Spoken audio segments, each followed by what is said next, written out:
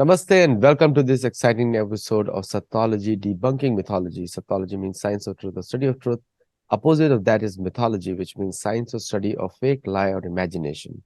So don't use the word Satyology for Vedic history, native history. Use the word mythology for native history and Ramayana, Mahabharata, Vedic history. If you use the word mythology, then you're actually telling the whole world that it is not true. So use the word Satyology instead. In the European series that we are doing, and I'm really liking that all of you are appreciating the content, but you need to share widely so that more people know about it. जो हम Europe की जो series कर रहे हैं उसमें आप ज्यादा से ज्यादा शेयर करिए, लोगों को चैनल को भी सब्सक्राइब करिए और लोगों को बताइए कि उसमें बहुत सारे तथ्य हम लोग सामने ला रहे हैं. तो without delay let us welcome professor Kusum Lata Kedia. नमस्ते कुसुम लता नमस्कार जी. जी। आपका सीरीज ये वाला तो बहुत पॉपुलर हो रहा है, बहुत ज्यादा. इनफैक्ट कमेंट्स में देखता हूँ तो मुझे इतना ज्यादा प्रोत्साहन मिलता है लोगों की वजह से कि वो बार बार आपको सुनना चाहते हैं, लंबे समय तक सुनना चाहते हैं, विच इज गुड. और ये भी लोगों को बताना चाहता हूँ कि आपका अटेंशन स्पैन 1 घंटे से ज्यादा नहीं है. एक दो लोग 1 घंटे तक देखते हैं, लेकिन ज्यादातर लोग मुझे बोलते हैं कि इट इज टू लॉन्ग. तो इसलिए मैं, बट 1 घंटा is sufficient. People can drive, आप गाड़ी चलाते हुए सुन सकते हैं. और अभी ये सारे पॉडकास्ट पे भी अवेलेबल है. आप पॉडकास्ट पे एक सीरीज में सुन सकते हैं सारे वीडियोस. तो उधर भी आप देख सकते हैं, सुन भी सकते हैं. तो कुसुमलता जी, एक आज हमारा जस्ट डिस्कशन ही होगा ताकि लोग समझें अभी तक क्या बताया गया है. तो एक जो आपको क्या लगता है कि जो यूरोपियन मानसिकता की सबसे बड़ी प्रॉब्लम ऐतिहासिक तरीके से कौन सी है? देखिए, हम लोगों ने अभी तक 3 लेक्चर में जो कवर किया उससे ये समझ में आया, जिसको यूरोप प्रॉपर आज कहा जा रहा है वो 8वीं शताब्दी के बाद का है। क्रिश्चियनिटी नहीं, चर्च ने जो थॉट दिया क्रिश्चियनिटी के नाम पर, उसके शुरुआत से, यानी कोई 1200-1300 साल पुराना। अब इस क्रिश्चियनिटी ने जो एक थॉट ये दिया, वन लाइफ, नो रीबर्थ, एक, इसका क्या क्या इम्प्लीकेशन है ये अभी मैं आपको बताती हूँ। और दूसरा जो थॉट है इनकी, इनकी वो जेनेसिस वाली स्टोरी में, उस जेनेसिस वाली स्टोरी को अगर समझ ले तो पूरा यूरोप का मानसिकता समझ में आएगा, ये क्यों इतना भयभीत है। चूंकि भयभीत है इसलिए हिंसक है, वॉयलेंट है, निर्ममता से काटता है, निर्ममता से अत्याचार करता है, अपने लोगों के साथ पहले, बाहर बाद। तो जो ज्योग्राफी का फैक्टर था, उसी फैक्टर के कारण क्रिश्चियनिटी यूरोप पर विजय पा सकी, कॉन्क्वेस्ट कर सकी। तो ये पूरा सीरीज चलाने का मेरा जो प्रयोजन था वो ये था कि जो नॉन यूरोपियन कल्चर है, सिविलाइजेशन है, नेशन है, सोसाइटीज हैं और पीपल हैं, ये टेबल पर इनसे कैसे डील करें, कैसे बार्गेन करें, इनके उद्दंडता को, एरोगेंस को कैसे पंक्चर करें, जिससे कि, क्योंकि 2-4 साल 5 साल के अंदर मेजर चेंज आने वाला है, जैसा कि फर्स्ट वर्ल्ड वॉर और खास करके सेकेंड वर्ल्ड वॉर के बाद आया था, जिसमें डीकॉलोनाइजेशन प्रोसेस शुरू हुआ। तो अब जो चेंज आने वाला है, तीसरे जियोपॉलिटिकल चेंज के बाद, उसमें Afro Asian Latin American countries वापस अपनी सत्ता को, अपने सामर्थ्य को, अपने स्टेटस को पा सकेंगे अगर वो इनसे ठीक से बार्गेन कर पाए। और बार्गेन कर पाने के लिए जरूरी है इनकी सच्चाई को जानना। इनके तुच्छता को, इनसिग्निफिकेंट एग्जिस्टेंस को जानना। हम लोगों के चित्त में और स्वयं इनके चित्त में इनके अपने अस्तित्व का बहुत इन्फ्लेटेड ख्याल है, तो इसको जाने बिना संभव नहीं है। और ये स्वयं को भूल चुके हैं, यद्यपि यहाँ देवी और देवता जाग रहे हैं, जिसको पेगन मूवमेंट कह रहे हैं, जिसको डीप इकोलॉजी कह रहे हैं, जिसको न्यू साइंस कह रहे हैं, जिसको इको फेमिनिज्म कह रहे हैं। ये यूरोप में पुनः सनातन धर्म के देवी देवताओं का जागना है। तो इनको भी इनके स्व को बताना और अपने लिए बार्गेन करके दोबारा जो ये ग्रहण लगा था पिछले 100 साल में, इस ग्रहण से नॉन यूरोपियन सोसाइटीज को मुक्त होना। केवल Afro Asian Latin American nation नहीं, स्वयं अमेरिका को भी यूनाइटेड स्टेट्स ऑफ अमेरिका के खिलाफ इंटरनेशनल कोर्ट ऑफ जस्टिस में वहां के मूल निवासियों के जो नेशंस हैं उनका मुकदमा पेंडिंग है। और जिस दिन वो मुकदमा हियरिंग के लिए आ गया, यूनाइटेड स्टेट्स ऑफ अमेरिका अपना डिजुरे पोजीशन हार जाएगा और तब वो जो मूल निवासी हैं वो पुनः अपनी स्थिति को प्राप्त करेंगे। तो इस पूरे सीरीज का जो प्रयोजन है वो प्रयोजन है यूरोप की असलियत को समझना। और अब हमारे पास ज्यादा समय नहीं है, मुश्किल से ये कल हो सकता है, 1 साल के अंदर, ये 2 साल के अंदर हो सकता है, ये 3 या 4 साल के अंदर हो सकता है। 5 साल से अधिक का समय किसी हालत में नहीं जाएगा। कारण जो जियो पॉलिटिकल सीरीज चलाए थे 21वीं शताब्दी का अपने लोग, उसमें यही बताए थे कि भारत इमर्ज करके आ रहा है और इस भारत की आवश्यकता यूरोप और अमेरिका, यानी दो, अमेरिका, यूएसए, कनाडा, ऑस्ट्रेलिया, ये यूरोप का ही एक्सटेंशन है। इनके भी साइके को तभी समझेंगे जब हम यूरोप को समझेंगे। ये यहीं से गए हुए लोग हैं। तो इनका जिस तरह चीन से टकराव है, चीन नहीं, कम्युनिस्ट पार्टी से जिस तरह टकराव है, ये इनका अपना क्रिएशन है। उस सीरीज में हमने बताया है, क्योंकि इनके पास स्टेट क्राफ्ट नहीं है।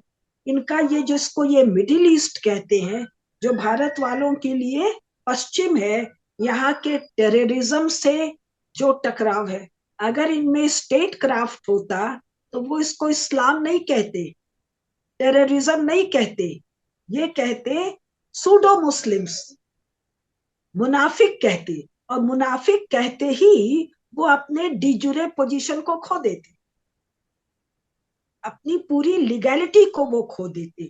दो टकराव ये है।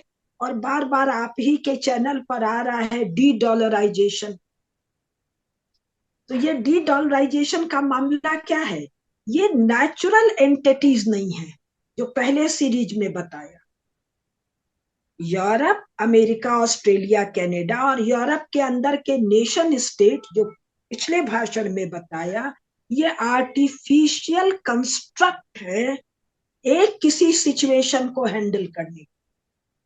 और वो सिचुएशन यूरोप में थी चर्च के शिकंजे को तोड़ने के लिए नेशन स्टेट, और सब काम ये फटाफट कर रहे हैं। स्टेट क्राफ्ट सेंट्रल एशिया से जब आए तब तक याद था, तब ये जो रोमन एम्पायर कह रहे हैं ये एशियन लोगों का एम्पायर है ना, ये ग्रीस जिसको कह रहे हैं ये एशियन लोगों की फिलॉसफी है ना। तो इसको एशियन ना कहकर यूरोपियन कहना, मतलब Europe is equivalent to Christianity. तो यूरोप के माइंडसेट को अगर समझना है तो ये समझना पड़ेगा 8वीं शताब्दी के बाद जिन न्यूरोटिक लोगों ने क्रिश्चियनिटी को इन्वेंट किया,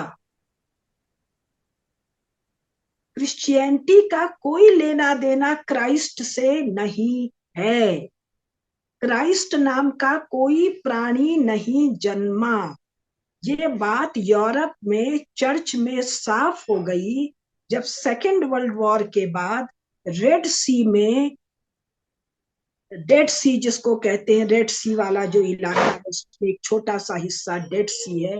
डेड सी में जब बहुत से मिट्टी के बर्तनों में, मटकों में बड़े सारे स्क्रोल्स मिले जिसको डेड सी स्क्रोल कहते हैं, तो उसको जब डिसाइफर किया गया और उसके बाद जो लंबी बहस चली है 1950, 56, 60 तक जो बहस चली है, उसमें स्टैब्लिश हो गया कि जीसस नाम का कोई आदमी नहीं हुआ है।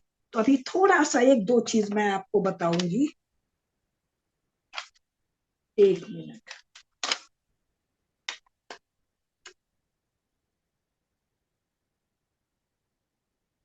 ये जिसको श्राउड कहते हैं, हाँ, ये जिसको कहते हैं कि जीसस का श्राउड था, यानी जीसस जब सूली पर टांगे गए, फैब्रिकेशन, न्यूरोटिक चर्च के लोगों के द्वारा जो फैब्रिकेट किया गया कि एक ईसा मसीह नाम का आदमी है, क्राइस्ट, तो उसको जब सूली पर टांगा गया, ये सारी कहानी चल रही है, तो बाद में उसको सूली से उतारा गया, एक कपड़े से ढका गया, उसको श्राउड कहते हैं।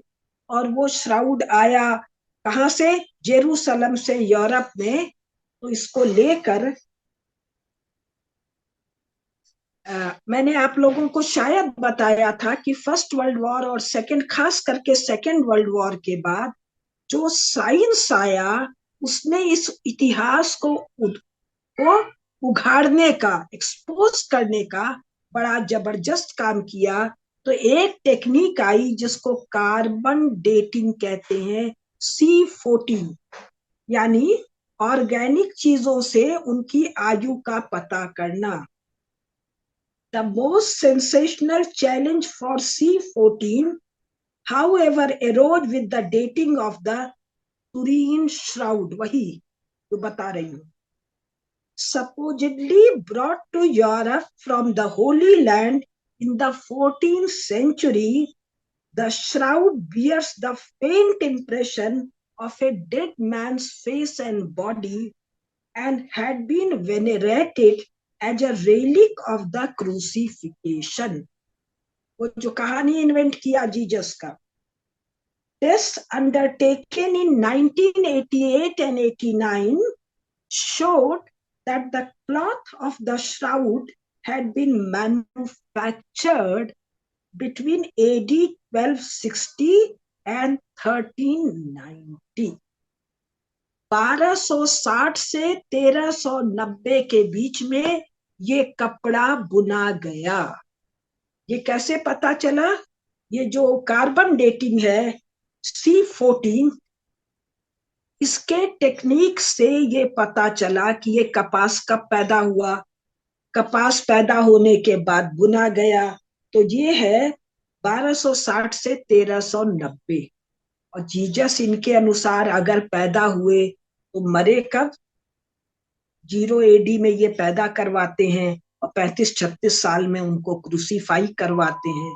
तो ये तो 0 AD का होना चाहिए था या 35 AD का होना चाहिए था। उसके 1250 साल के बाद का ये कपड़ा है। तो दो जो मामले हुए, दो मामले कौन से?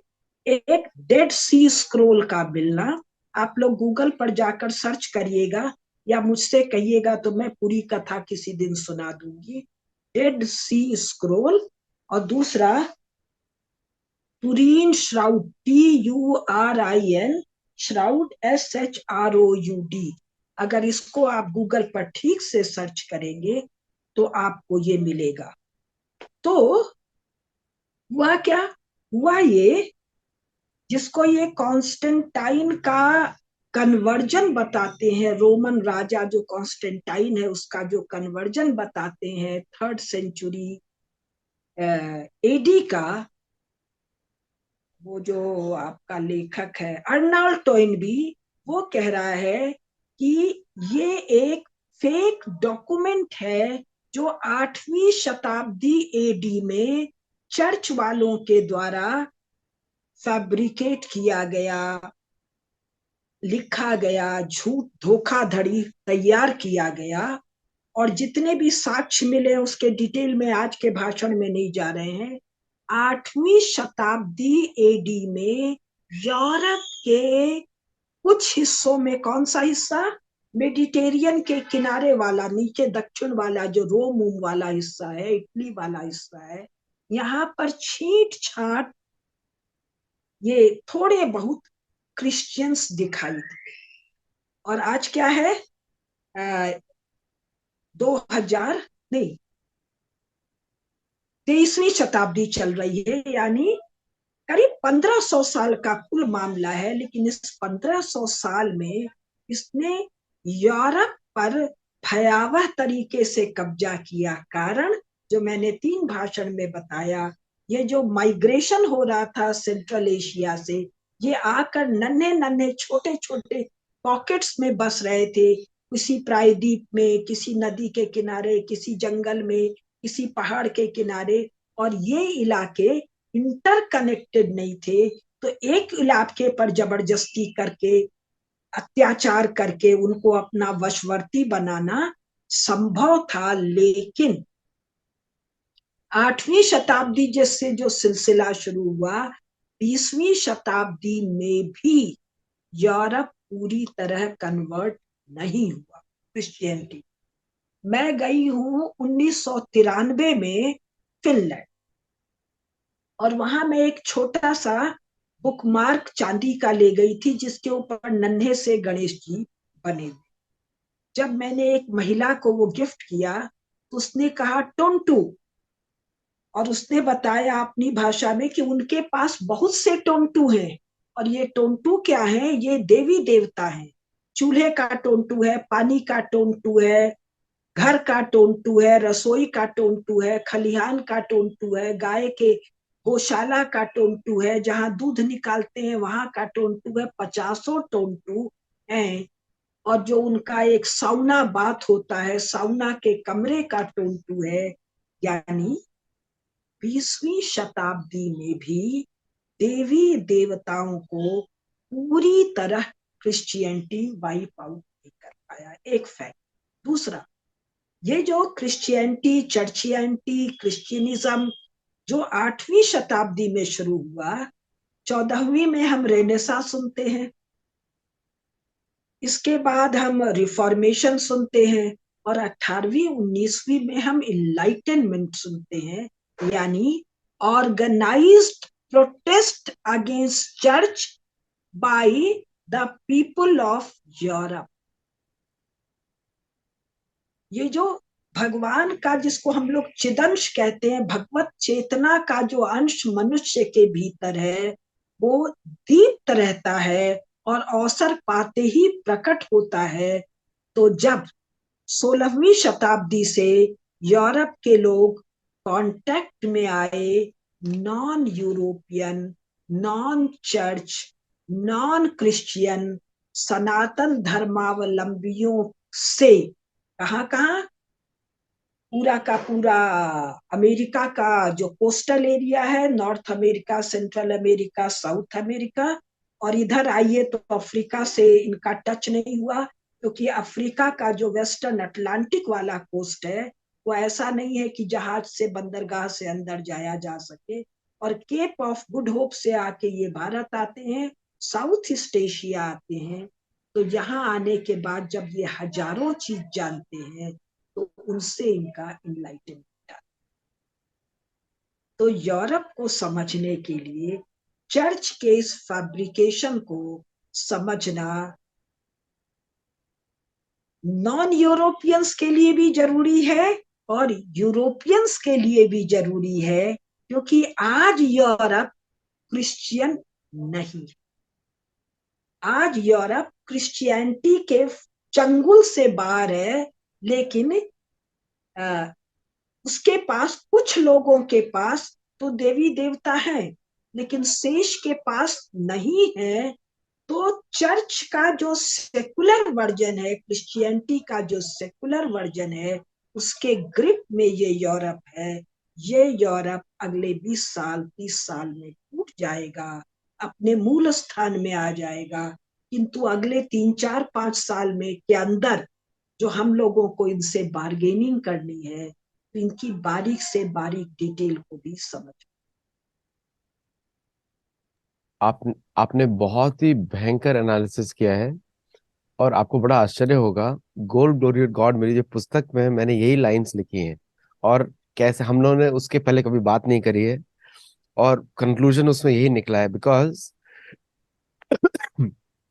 सॉरी, आपने बोला एक one life syndrome, one life syndrome, one life syndrome का अगर ओरिजिन आप देखेंगे, वर्ड यूनिवर्सिटी का भी ओरिजिन अगर आप देखेंगे, जहाँ पे एक के बारे में पढ़ाया जाए, एक मतलब भगवान के बारे में पढ़ाया जाए, और ईस्टर्न यूरोप में अगर आप जाएंगे, ईस्टर्न यूरोप, लिथुआनिया, लाटविया, जो एक्स रशियन स्टेट्स भी थे और अभी ईस्टर्न यूरोप का पार्ट है, उन सभी देशों में, और इंक्लूडिंग यूक्रेन के बहुत सारे लोग, अभी जो गवर्नमेंट है वो तो माइनॉरिटी गवर्नमेंट है जो वॉर कर रही है, लेकिन जो हर जगह वहां पर सनातन धर्म की वापसी जोर शोर से है।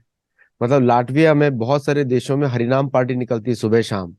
लिथुआनिया ने अपने संस्कृत रूट्स को कनेक्ट किया है। और लेकिन जो हमारा सपोर्ट है, जो क्योंकि अभी जो मूल सनातन धर्म का घर है वो भारत है, लेकिन भारत का जो घर का जो सपोर्ट है वो नहीं है कहीं पर भी। इसकी वजह से वो लोग उठ नहीं रहे हैं, डर के मारे। तो ये अगर भारतीय फॉरेन पॉलिसी जरा सी भी चेंज होती है, जहां पे they start questioning American education system, मैं उस पर एक शो करने वाला हूँ इस संडे को, और अमेरिकन एजुकेशन सिस्टम और यूरोपियन एजुकेशन सिस्टम, जो कि ये यही जो आप बोल रहे हैं प्रॉब्लम, वो उसी को पढ़ा रहे हैं। किस तरह यूरोप, क्योंकि अमेरिका यूरोप की कॉलोनी है, एंग्लो सैक्सन कॉलोनी। और एंग्लो सैक्सन इसलिए क्योंकि उन्होंने सबको डिफीट कर दिया, सब बाकी सब डच को डिफीट कर दिया, रशिया हरा दिया सबको ट्रेड के थ्रू। वो वापस अगर थोड़ा सा ही प्रोत्साहन मिलेगा वापस जल जाएगा। जैसे चिंगारी है, थोड़ी सी हवा देने की जरूरत है बस। 2024 के बाद यही होने वाला है जो आप कह रहे हैं। बहुत ही मुझे तो बहुत अच्छा भी लग रहा है आपसे सुन के, क्योंकि सारे जो इतिहास पढ़ने वाले लोग हैं सबका यही कंक्लूजन आ रहा है, सबका। और आपका आपका तो बहुत ही डीप रिसर्च है, और जो आपने बताया एकदम बिल्कुल सही बताया। अच्छा, मुझे एक बात बताइए कि भारत में एक मिथ को बहुत फेंका जाता है कि जैसे भारत में जीसस आए थे, जगन्नाथपुरी आए थे, ये डेड सी स्क्रॉल से आया है। और डेड सी स्क्रॉल के लोग ऐसा बात कर रहे हैं, जबकि डेड सी स्क्रॉल तो प्रूव करता है कि जीसस नाम का व्यक्ति कभी एग्जिस्ट ही नहीं हुआ इतिहास में। लेकिन ये मिथ फैलाया जा रहा है, कई पुस्तकें लिखी गई हैं कि जीसस की जो जो क्या बोलेंगे ग्रेव है वो कश्मीर में है, ऐसा लोग बोल रहे हैं। लेकिन ये सब गलत है, ये सब जो है इसे मिथोलॉजी है। तो ये मिथोलॉजी को, जो डेड सी स्क्रॉल और श्राउड के बारे में जो बताया आपने, एकदम 100% राइट, क्योंकि उसका कोई वैलिडिटी नहीं है। और जो तो आप बताइए कि ये जो झूठ जो फैला रहे हैं, और जो भारत के जो एकेडमिक्स उसको प्रमोट भी कर रहे हैं, रोमिला थापर जैसे, इनको एकेडमिक बोलना भी नहीं चाहिए, मिथोलॉजिस्ट हैं, और वो लोग जो प्रमोट कर रहे हैं, तो आपको क्या लगता है कि ये अपने आप को भारत की तरफ पूरा शिफ्ट करना चाहते हैं वेटिकन के लोग? देखिए, मेरा एक आपसे हाथ जोड़ के निवेदन है कि दुष्ट क्या क्या कर रहे हैं। जब वो अपने पीक पर थे 20वीं शताब्दी में, हाँ। तब तो कुछ कर ना पाए, तब तो वो लोग कुछ कर ना पाए।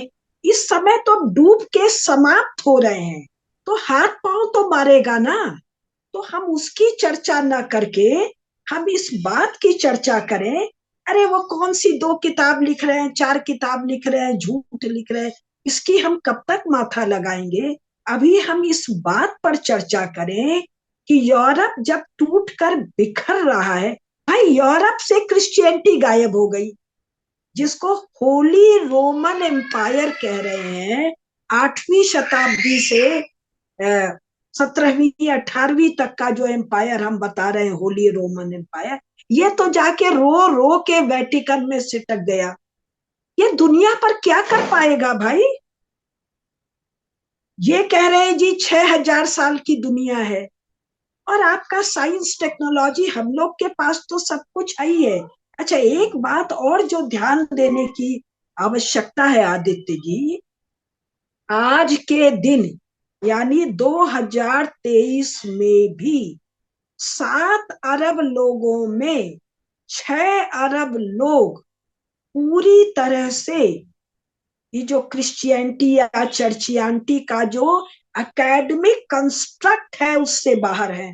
ध्यान दीजिएगा, मेरी बात महत्वपूर्ण। और ये हम यूरोप में छपे हुए डाटा के आधार पर बोल रहे हैं। वो किताब मेरे हाथ में इस समय नहीं है, नहीं तो मैं पढ़ के बता। इनका कहना है कि करीब 1 अरब क्रिश्चियंस हैं और करीब 1 अरब मुसलमान लोग हैं और 5 अरब 5 अरब नॉन क्रिश्चियंस, नॉन इस्लामिस्ट यानी सनातनी है। उसको पेगन कहो, हीदन कहो, एनिमिस्ट कहो, जैन कहो, बौद्ध कहो, सनातनी कहो, वो सनातन धर्मावलंबी है एक। और ये जो 1 1 अरब 2 अरब है, इनको मैंने काट के एक बढ़ा के कह रही हूं। दुनिया में 5 लाख आप मेरे को इस्लाम के फॉलोअर ढूंढ दीजिए। 5 लाख छोड़ दीजिए, 5,000 इस्लाम के फॉलोअर। कौन से इस्लाम के? उस वाली कुरान के जो 1984 में सऊदी अरेबिया ने ओके किया, या 1934 वाले कुरान को मानने वाले, जहां ओरिजिनल कुरान की एक कॉपी अवेलेबल नहीं है और इनके अपने अनुसार 1400 साल पुराना मामला है। अभी जो एक्स मुस्लिम मूवमेंट चल रहा है उसके डिटेल में मैं जाना नहीं चाहती हूँ। तो जहां मुनाफिक ही मुनाफिक भरे हुए हैं और ये 1 अरब जो अपने को क्रिश्चियन कह रहे हैं, वो है कहाँ यार? यूरोप में चर्च बिकते बिकते 25-30 साल हो गया।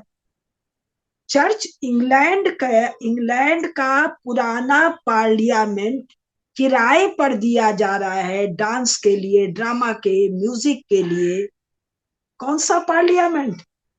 जो उनके अनुसार, उनके मिथ्या कंस्ट्रक्शन के अनुसार, उनके उस इतिहास के अनुसार जिसके बारे में मैंने कल बताया, जो एक एक आदमियों के दिमाग का इमेजिनेशन और कंस्ट्रक्ट है, जिसने दुनिया पर रूल किया, वो किराए पर जा रहा है। भारत में आप कल्पना कर सकते हैं क्या? भारत में, और जो भारत की कथा है वो दुनिया के 100-125 पुराने नेचुरल नेशन स्टेट्स के लिए भी सच है। अफ्रीका के, एशिया के, लैटिन अमेरिका के, इन सब के लिए सच है कि जो हमारे यहाँ तो नया पार्लियामेंट बना लिया है मोदी जी ने, तो क्या पुराना पार्लियामेंट हम शराब की पार्टी के लिए किराए पर उठा सकते हैं? और तर्क ये है कि इसके मेंटेनेंस, रंग रोगन के लिए हमको पैसा चाहिए। प्राइड कहाँ है भाई? तो आज की तारीख में भी 7 अरब में 6 अरब लोग सनातन धर्मावलंबी हैं। एक बात जो नोट करने की है, आप उस किताब पर अटके पड़े हैं कि जीसस कहाँ जन्मा, कहाँ। अरे वो बेचारा का जेरूसलम में कोई माई बाप नहीं है। कुछ लाइनें मैं आपको पढ़ के सुनाना चाहूंगी, रुकिए 1 मिनट। अगर मेरे हाथ में आ गया तो।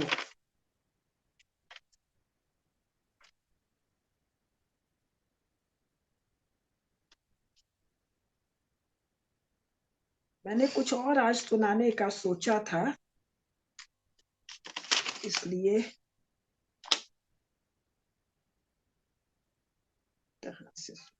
चलिए छोड़िए, अगर दिख गया तो बता दूं। आ गया हाथ। Christianity was not a European religion. तो कहाँ का रिलीजन है? जेरूसलम का है। किसके अनुसार? गप के अनुसार। तो कहाँ का जेरूसलम? मिडिल ईस्ट में। वहां कैठो क्रिश्चियन है भाई, साफ वहां से।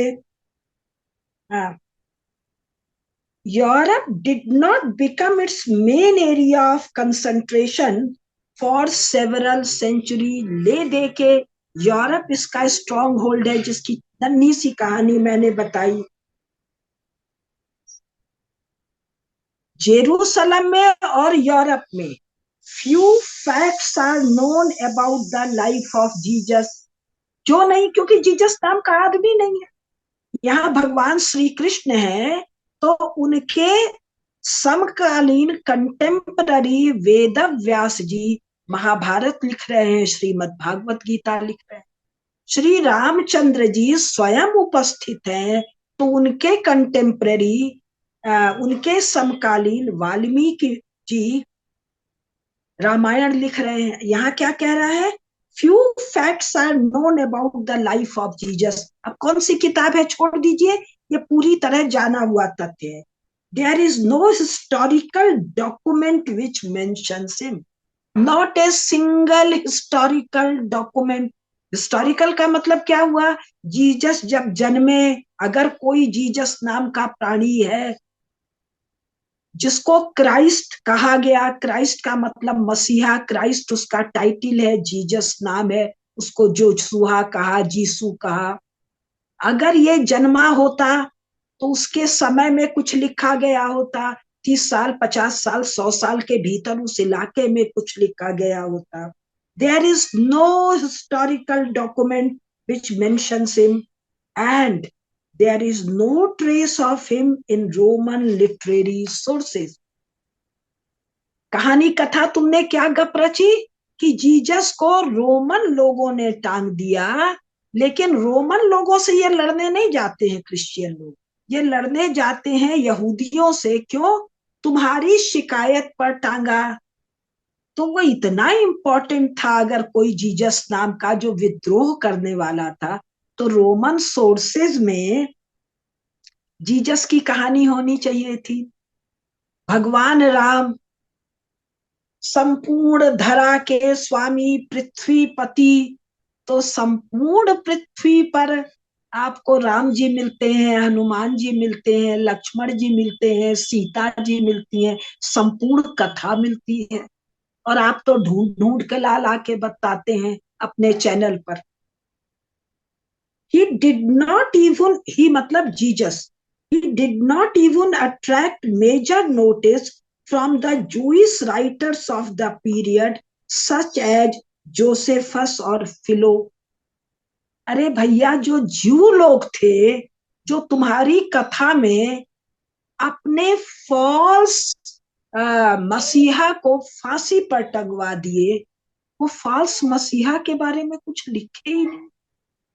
तो ये जो जीसस है, ये न्यूरोटिक रोमन लोगों के दिमाग का क्रिएशन है। इसका ओल्ड टेस्टामेंट से भी कोई लेना देना नहीं है। ये हम बात के भाषण में बहुत विस्तार से बताए। तो ये किन लोगों का कंस्ट्रक्ट है, किस मायने में न्यूरोटिक है? दो तीन चीजें हैं जो आज मैं जनरल बता रही हूं, बाद में विस्तार से पुस्तकों के साथ बताऊंगी। एक, जो लॉफुल तरीके से सत्ता पर कब्जा नहीं ले पा रहे हैं। क्यों नहीं ले पा रहे हैं? वो सत्ता के वैध वारिस उत्तराधिकारी नहीं है, लीगल एयर्स नहीं है, लेकिन एम्बिशन बहुत है और सत्ता पर कब्जा करना चाह रहे हैं, ऐसे। और दूसरा, जो सेक्सुअल मैटर्स में और वेरियस रीजन फ्रस्ट्रेटेड लोग हैं। अब लगे हाथ, हम जो इसको न्यू गॉस्पेल कहते हैं, बाइबल कहते हैं, क्रिश्चियनिटी कहते हैं, इसका एक सेंटर पॉइंट बता दें जिससे बहुत सी बात समझ में आ जाएगी। स्त्रियों के साथ भयंकर घृणा, जुगुप्सा और भयंकर दुर्दमनीय आकर्षण, ये किसका है? ये न्यूरोटिक लोगों के दिमाग का मामला है। इन्होंने स्टोरी ऑफ जेनेसिस क्या लिखी? एक कोई गॉड है, लेकिन उस गॉड का एक राइवल भी है जिसको गॉड ने नहीं क्रिएट किया है, शैतान। तो गॉड ने नहीं क्रिएट किया तो शैतान को क्रिएट किसने किया? क्रिएटर कौन है? एनीवे, अभी आते। तो इस गॉड ने एक दिन मन में आया, 6 दिन में सृष्टि बना दी आज से कोई 6000 साल पहले, बृहस्पतिवार को या शुक्रवार को 4:30 बजे। ये बात बताया 18वीं शताब्दी में एक अनपढ़ से प्रीस्ट ने। तो उसने बना दिया, तो सबको तो जोड़े में बनाया, गधा गधी, घोड़ा घोड़ी, चिड़िया चिड़ी, कबूतर कबूतरी, सिंह सिंघनी, सांप सर्पणी, एंड एनी नंबर, सबको जोड़े में बनाया। लेकिन एक एडम बनाया अपने जैसा, उसका जोड़ा नहीं बनाया। कैसे बनाता बेचारा? गॉड की कोई गॉडेस तो थी ही नहीं इनकी कथा में, तो वो गॉड ने एडम को अकेला बनाया, उसका जोड़ीदार नहीं बनाया। पहला इनका न्यूरोटिक प्रॉब्लम। फिर क्या देखा कि गॉड ने देखा, इनके एडन की भी कथा बताऊंगी, कि गार्डन ऑफ एडन में एक दिन गॉड टहल रहे थे, तो देखा एडम सोया है और सोए में बड़ा उदास है। तो गॉड ने किया, तुरंत उसकी पसली खींच के निकाला और उस पसली से ईव को बना दिया। Eve is an afterthought. Eve is an appendage on the creation. Eve is not natural, organic part of the creation. अरे ईव को भी कोई माटी लोंदा से बना देते, जैसा कि एडम को बनाया था जब ईव बना ही दिया। लेकिन नहीं, अतड़ी खींच के बनाया, बनाया सो बनाया। अब एडम और ईव खुश खुश रहने लगे।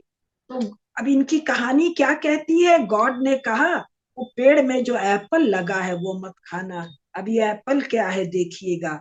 तो कहते हैं वो जो शैतान है, जिसको गॉड ने नहीं बनाया था, पता नहीं किसने बनाया, वो नहीं लिखा है, उस शैतान ने ईव को फुसलाया, एडम को नहीं फुसलाया, ईव को फुसलाया। क्यों? ईव इमोशनल है, ईव का ग्रे मैटर कम है, ईव चंचल है, फिकल माइंडेड है, रैशनल नहीं है। तो शैतान ईव को फुसला लेता है, और फुसला लेता है तो कहता है वो एप्पल चखो। वो एप्पल क्या है? Man woman physical relationship. इस कहानी के अनुसार वो महिला नहीं, ईव, ईव अलग है, औरत औरात अलग है, स्त्री अलग है, ये तीनों तीन एंटिटीज है। तो ईव जाकर सेव खा लेती है। सेव खा लेने का मतलब ईव और Adam have similar physical relationship. जो गॉड ने घोड़ा घोड़ी के लिए बनाया था, सांप सांपनी के लिए बनाया था, गिलहरी और शी गिलहरी के लिए बनाया था, गधा गधी के लिए बनाया था, कबूतर कबूतरी के लिए बनाया था, वही सेक्सुअल इंटरेक्शन ईव और एडम का होता है। और होते ही जलजला आता है, जलजला आते ही दोनों डर जाते हैं। गॉड चिल्लाता चीखता वहां आता है, और आते ही दोनों को धक्का दे देता है। एड कहां से? गार्डन ऑफ एडन से, और धरती पर फेंक देता है। धरती कष्ट है, धरती माता नहीं है। सनातन धर्म में देवता भी धरती पर जन्म लेने को, मनुष्य रूप से जन्म लेने को तरसते हैं। धरती श्री हरि की बल्लभा है, धरती हमारी माता है। इस स्टोरी में धरती कष्ट है। गॉड कहते हैं निकलो एडन से, कहा जाओ जहां पर कांटे हैं, सांप है, पत्थर है, राम जाने क्या क्या वर्णन है। आज मैंने ये तैयारी नहीं की थी, आपके प्रश्न के कारण बता रही। वहां जाओ और वहीं जाके पड़े रहो। तो एडम बड़ा पैर वैर पकड़ते हैं गॉड का, और नहीं नहीं अभी पैर बाद में पकड़ेंगे। और स्त्री स्त्री नहीं, ईव को ये गॉड 7 श्राप दे। क्या श्राप देते हैं? कि जैसे ही तुम सेक्सुअल रिलेशनशिप में आओगी, तुमको एक बच्चे को जन्म देना पड़ेगा। यानी मातृत्व कर्स है, श्राप है। माता होना ईश्वर के समकक्ष होना नहीं है, मातृत्व पुण्य नहीं है। और जो ये शिशु है, ये ईश्वर का वरदान नहीं है, गॉड का कर्स है। दूसरा श्राप 4-5 जो मुझे अभी याद आ रहा है, तुमको मासिक स्राव से गुजरना पड़ेगा। और सनातन धर्म में क्या है, हर मासिक स्राव के बाद स्त्री कन्या जैसी पवित्र हो जाती है। यहाँ मासिक स्राव श्राप है। फिर लेबर पेन, बच्चे को जन्म देने में तुमको बहुत पीड़ा होगी, इसीलिए चर्च पीड़ा रहित प्रसव के विरुद्ध है। इसीलिए चर्च वो जो गर्भ निरोधक जो साधन है, कंट्रासेप्टिव पिल्स और दुनिया भर के मेथड्स है, उनके खिलाफ है, क्योंकि इसके कारण स्त्री ईव श्राप से मुक्त हो जाती। 3 चौथा कहता है कि तुझे आंख और दाहिने या बाएं पैर के अंगूठे के अलावा अपने पूरे शरीर को ढक कर रखना पड़ेगा। क्यों? तेरी मांसलता से, तेरी सेंसुअलिटी से वो जो एंजल्स हैं वो भी अपने को संभाल नहीं पाते हैं। क्यों? इस फैब्रिकेटेड स्टोरी में सेक्स काम भावना नहीं, काम तो बहुत ही बड़ा व्यापार है, प्रणय है, अभिसार है, आनंद है, श्रृंगार है। हमारे 7 रसों में रसराज श्रृंगार है। यहाँ जो सेक्सुअल एक्ट है वो पाप पूर्ण है, घिनौना है। इसके कारण क्या क्या है मैं सब इस सीरीज में लाऊंगी। इतना भयंकर पोर्नोग्राफी आखिर यूरोप में, अमेरिका में क्यों है? इसी के कारण। तो वो कहते हैं ये जो सेक्सुअल फोर्स है ये इनडोमिटेबल है, अनमैनेजेबल है, हर आदमी इसके चक्कर में आ जाता है। फिर वो क्या कहते हैं, कि तू नजर नीचे करके रहेगी और तू एडम के अंगूठे के नीचे रहेगी, सबऑर्डिनेट टू एडम।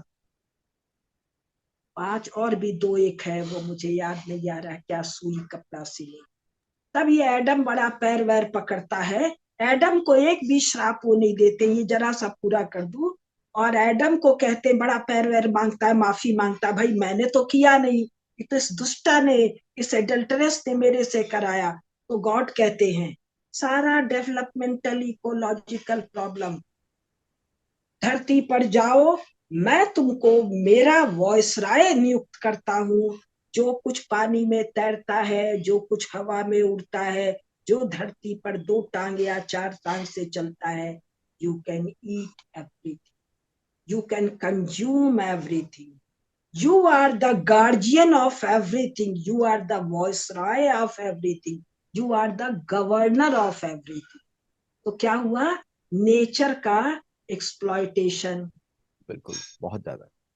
ये जो डेवलपमेंटल प्रॉब्लम जो आया है, मैं कहना नहीं चाह रही थी, आपने कहा तो मुझे लगा कथा सुन। 1 मिनट और रुकिएगा। अब ये जब यहाँ आ गए तो ये लोग गाना क्या गाते हैं, स्वर्ग यहीं बनाएंगे, स्वर्ग यहीं बनाएंगे। भारत में वो नेहरू भी और मोदी जी के यहाँ भी गाना चलता है, स्वर्ग काहे बनाओगे भाई? इसलिए कि धरती कष्ट है। अरे स्वर्ग बनाना बंद कर दो, स्वर्ग में जाके धरती बनाओ। तो इसी कथा में एक लाइफ है, ओरिजिनल सिन है। ओरिजिनल सिन क्या है? Man woman relationship. तो जो हर बच्चा है वो पाप का रिजल्ट है। तो ये जो पाप का रिजल्ट करके मर जाएगा तो धरती में पड़ा रहेगा। अगला जन्म कैसे होगा भाई? एक ही जन्म रहेगा, पापी पड़ा रहेगा। और ये जब कयामत आएगी तब गॉड तय करेंगे कौन जाएगा स्वर्ग में, कौन जाएगा नरक में। और तब कथा में जीसस की एंट्री होती है। इस ओरिजिनल सिन से मुक्ति कराएगा जीसस। तो ये जो आपका वन लाइफ वाला मामला है, इसका सीधा रिश्ता इस ओरिजिनल सिन से। अब इसका बाकी इम्प्लीकेशन बाद में बता जी। जी एक्चुअली आदित्य। एक्चुअली क्या है कि जो फैक्ट्स आप सामने रख रहे हैं, ये एक्चुअल स्टोरी है, ये एक्चुअल स्टोरी है कि बाइबल का। हाँ, मिथोलॉजी को इन्होंने एक अपना कल्चर ही बना लिया है, झूठ को अपना एक कल्चर बना लिया है। और पूरे दुनिया का ग्लोबल वार्मिंग इसी मानसिकता की वजह से हो रहा है। ब्राजील के रेन फॉरेस्ट, अमेरिका के अंदर पशु पक्षियों का शोषण, एक दिन में 8 लाख जानवर खा जाते हैं यहाँ पे लोग, 8 लाख। मैं मछलियों को तो गिन ही नहीं रहा हूँ, ये एक्वेटिक्स को गिन ही नहीं रहा हूँ, 8 लाख खा जाते हैं। इसकी वजह से जो कर्म इनके ऊपर लग रहा है डेली, मतलब सभी के ऊपर लग रहा है जो पाश्चात्य देशों में रह रहे हैं, वेस्टर्न कंट्रीज में, यूएसए, यूरोप, कहीं पे भी रह रहे हैं। एक इसमें अभी मैं आपसे, जो कर्म लग रहा है इनके, इसका इनको ज्ञान ही नहीं है, बिल्कुल ज्ञान नहीं है।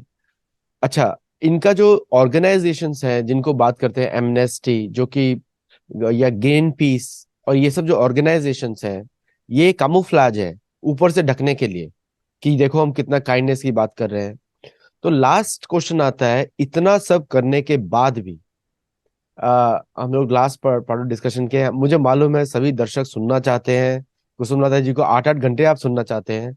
इनका 22 घंटे का प्लेलिस्ट है, 22 घंटे का, आप देख सकते हैं हमारे चैनल पे, प्रोफेसर कुसुमलता केडिया प्लेलिस्ट को। आप उनको 22 घंटे सुन सकते हैं, जिनको घंटों तक सुनने की आदत है। और जो लोग को कम अटेंशन स्पैन है, तो एक शो ही देखेंगे आपके लिए बहुत काफी होगा। लेकिन जरूर सब्सक्राइब करिए और इनका प्ले लिस्ट को बार बार चलाइए, अपने कार में चलाइए, आपको आनंद भी आएगा और इन्फॉर्मेशन भी मिलेगी। तो मेरा क्वेश्चन ये है, ये जो सुपीरियोरिटी है कि दूसरे देशों को जज करना ह्यूमन राइट्स के ऊपर, एनिमल राइट्स के ऊपर, या क्लाइमेट के ऊपर, और खुद को नहीं देखना, तो ये सुपीरियोरिटी फिर कहाँ से आया ये सब चीजें? हमारे राहुल गांधी से भेंट कर लीजिए कभी, आपकी समझ में आ जाएगा। अभी एक चीज सुना दूं हाँ, सुपीरियोरिटी का। अब मेरे हाथ में आज ये किताब थी, मैं कुछ बोलना चाहती थी, एक दो चीज सुना देती हूँ। ये पुस्तक है, इसके बारे में खूब ठीक से मैं बाद में बताऊंगी। Dirt on clean, Katherine Ashenburg, page संख्या 166। आप सुपीरियोरिटी की बात कर रहे हैं, इनकी सुपीरियोरिटी तब तक है जब तक हम इनको जानते नहीं है।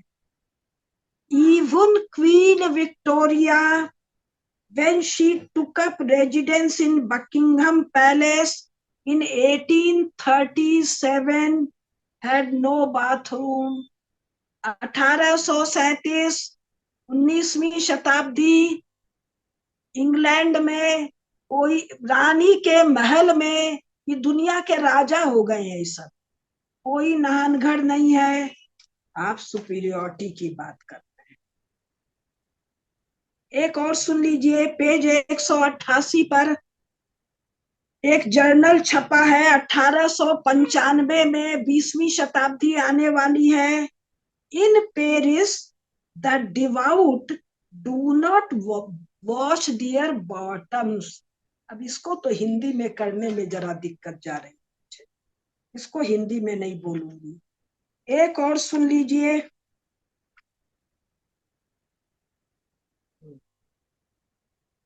हाँ, ये एक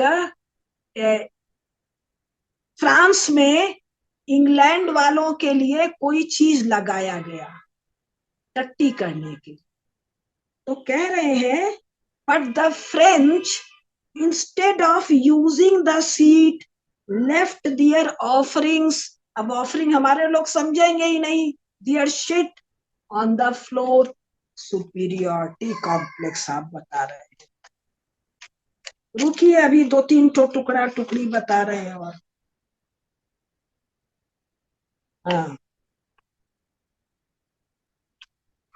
अभी रूसों का भी बता रहे हैं, एक और बता रहे हैं।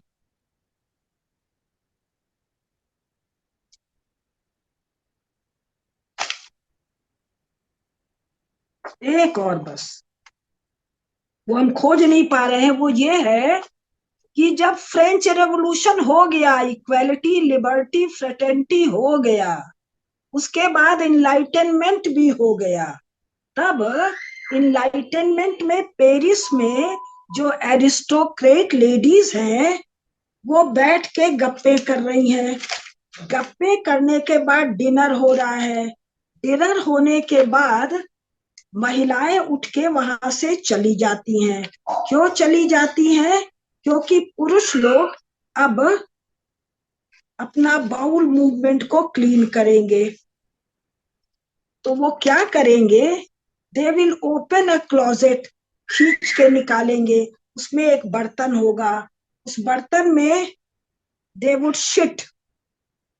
सब वही बात कर रहे हैं, गप्पे कर रहे हैं, और कौन सा एक ऑथर है, उसकी किताब है, उसका पन्ना फाड़ लेंगे कविता की किताब से, और शिट करने के बाद खुद को पोंछ लेंगे। तो कह रहा है ये जो आदमी कविता के पन्ना फाड़ के किताब से पोंछ लेता है, इसका सेंस ऑफ हाइजीन क्या है? कौन से सुपीरियोरिटी की बात कर रहे हैं आप आदित्य जी? ये तो पन्ना खोज के हम बता नहीं पाए। इनके राजा रानी की चमड़ी से चिमटी से खींच के कपड़ा निकालना, इनका कुल सुपीरियोरिटी तब तक है, इसका हम पन्ना जल्दी जल्दी में खोज नहीं पाए। ये जिसको आप कहते हैं फ्रांस में कोई पैलेस है वर्साई का, 18वीं शताब्दी में वहां एक निकलता है राजा का आज्ञा, हफ्ते में एक दिन महल के गलियारे से टट्टी उठाया जाएगा। पन्ना उन्ना सब बताइए। अब महल में कौन कर रहा है शिट? राजा रानी राजकुमार। कहाँ कर रहा है? गैलरी में कर रहा है। उसको रोज उठाएंगे भी नहीं। 18वीं शताब्दी में कह रहे हैं हफ्ते में एक दिन उठाएंगे। जरा हमारे एस जयशंकर को पता चलने दीजिए, पूछेगा भाई रोज पूछवाया था कि नहीं? कहाँ की सुपीरियोरिटी? आप ये चलाइए तो सही, ये अपना सीरीज। पता नहीं भगवान जगन्नाथ आपसे क्यों करवा रहे हैं। भाई मैं तो उनकी लिखी हुई किताबें पढ़ रही हूँ, कहाँ का सुपीरियोरिटी? अभी सुनेंगे ना, ये सब हिलने लग जाएगा। ये जो छाता लेके चलती है ना लंदन में औरतें, केवल बरसात के लिए नहीं, छत पर से जो टट्टी आती, आप ही के यहाँ कमेंट आया है डिटेल। इसी में एक दिन मैंने एक कमेंट में पढ़ा था, तो हमको लगा कोई, भाई ये किताबें लाखों की संख्या में बिकती हैं, नॉन यूरोपियंस को पढ़ के पूछना भाई धो धा के आए हो? अभी बहुत बताऊंगी मैं, आज समय हो गया। बहुत कहाँ का बहुत सुपीरियोरिटी? कोढ़ी की सुपीरियोरिटी। कोढ़ी भी इनसे साफ है। इनका लेखन बताओ। नहीं, बिल्कुल सही बताया आपने। मैं सेकेंड वर्ल्ड वॉर तक, बल्कि 1970 तक, एक आम यूरोपीय महिला को पीरियड्स को हैंडल करने के लिए केवल धरती का ग्रेविटेशनल पुल था। समझ में आया कुछ? अब उसका सब लिखा हुआ है इसमें महाराज।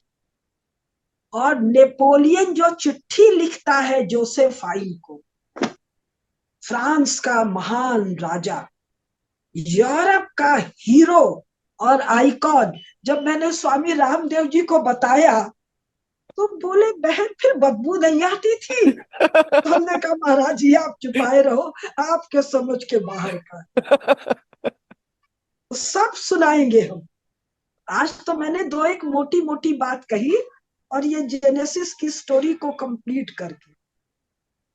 नहीं, एक्चुअली क्या है कि इतना, मैं जब पहली बार इधर आया था तो मुझे बड़ा अजीब सा लगा कि जब, अभी ये थोड़ा सा लोगों को अजीब सा लगेगा कि जब ये लोग अ, खाना खा के बाहर निकले कहीं से भी, तो मुझसे हाथ ना मिलाया जाए इन लोगों से, मैं शेक हैंड नहीं कर सकता, क्योंकि इन्होंने जो जो खाया है उसको हम लोग छुएंगे तो क्या होगा। तो मैंने नमस्ते किया बार बार। तो मुझे बोलते हैं कि you have a problem in shaking hands with us, ऐसा मुझे पूछते हैं।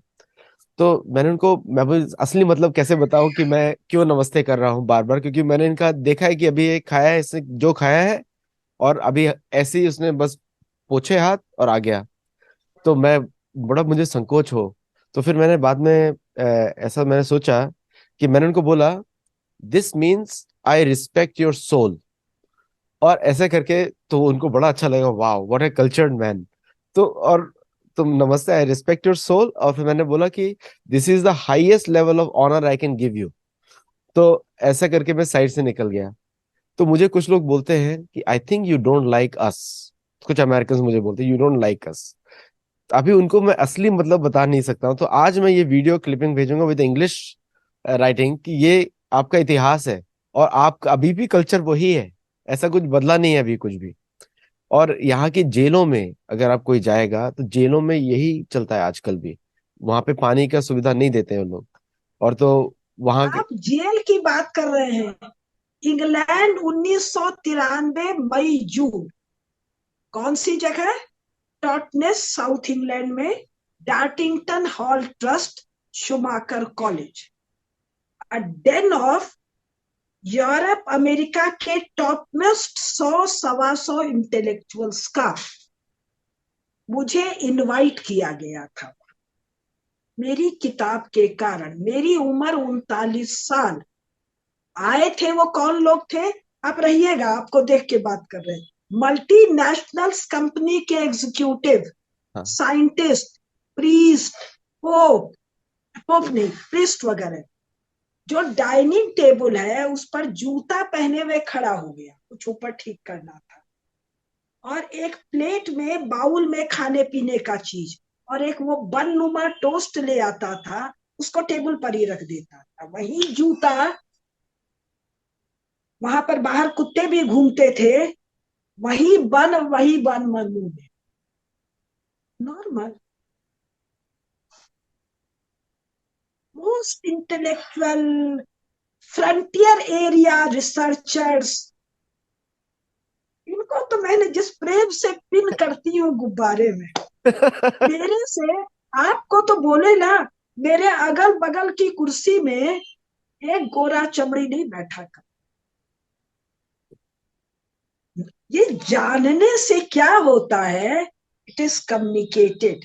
हाँ ऐसे I am a very polite person, लोग भी कहते हैं, मैं हूं भी, लेकिन वहां जो मेरा घिन था, नजर नीचे रखती थी, but it was communicated. Knowledge gives you superiority, correct correct. Detailed knowledge. जी। बहुत बहुत धन्यवाद, आज तो बहुत आनंद आया है और दर्शकों को भी।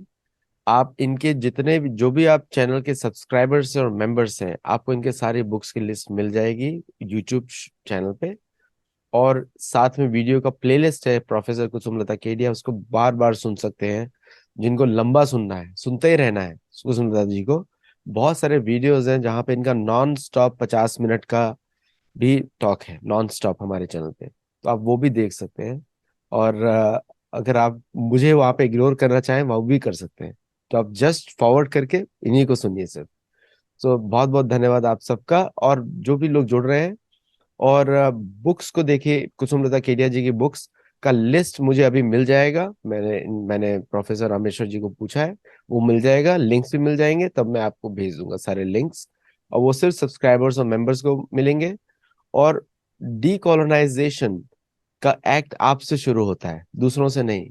क्योंकि कॉलोनाइज आपको किया गया है तो डीकोलोनाइज भी आपको खुद ही करना पड़ेगा अपने आप को। इसीलिए सीरीज है सतोलॉजी शोज की, कितने सारी सीरीज है। Mahabharata dating, language of history, history of language, history of script, और भी अनेक अनेक जोग्राफिकल उदाहरण है। और अगले संडे को मेरा जो शोज होने वाले हैं वो स्ट्रेया, the Hinduism in Volga river basin, उसके ऊपर मेरा शोज होगा। उस पर आपको मैप्स के थ्रू और ऋग्वेदिक रेफरेंसेस के थ्रू आपको बताएंगे। बहुत बहुत धन्यवाद, नमस्कार। और कुसुमलता जी आपको तो आपको स्किप नहीं किया जा सकता, आपके प्रश्न ना हो तो ये उत्तर आएंगे नहीं। आप जानते सब है, और आप यूं यूं करके निकालते हैं, तो आपको स्किप नहीं किया जा सकता।